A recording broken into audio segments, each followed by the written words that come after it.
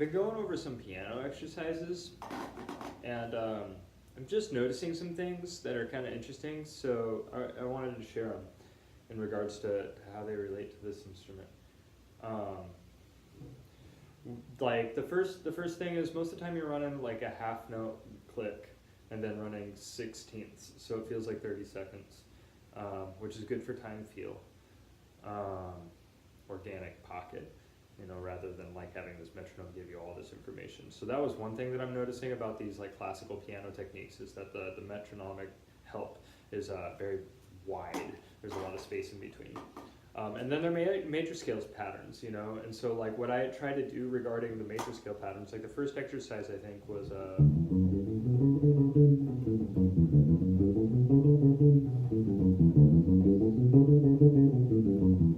it's just like you're running the same idea over and over again.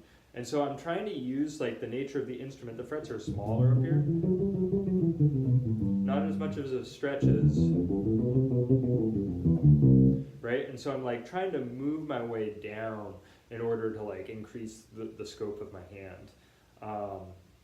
The other thing that I'm noticing is that instead of like being super focused about like staying in one position and doing it 20 times like the text is recommending, what I'm trying to do is I'm trying to shift through my positions, because this exercise, like in first position, has a certain string crossing pattern to it, which is different than this one.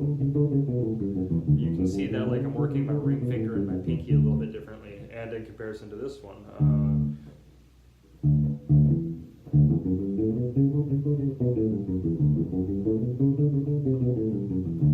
So I'm trying to like make sure that like, and to be honest, I'm kind of a wuss. I'm taking it at like 45 beats a minute instead of 90 beats a minute. I'm taking it at halftime just because like, first of all, like I haven't run any of these exercises before today, so it's fairly new material, and I'm just trying to get used to like thinking in the shapes that way.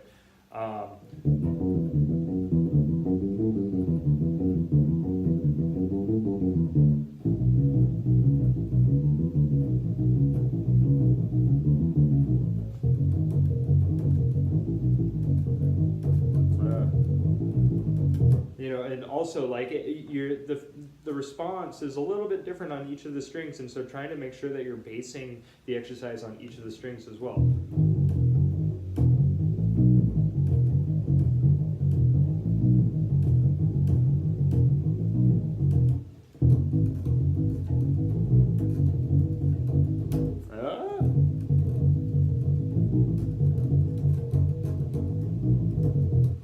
Or this last one that I was working on, it just like I didn't even get all the way through with this one yet, but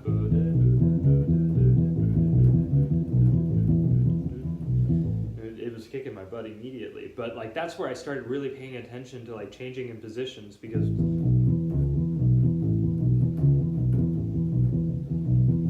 it's a completely different left hand exercise than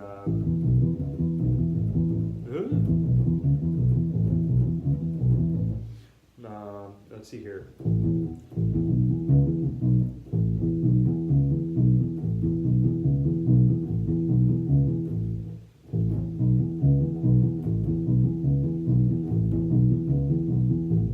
Just some ideas on how you can take piano exercises and really kind of reinvent how you're playing with the major scale.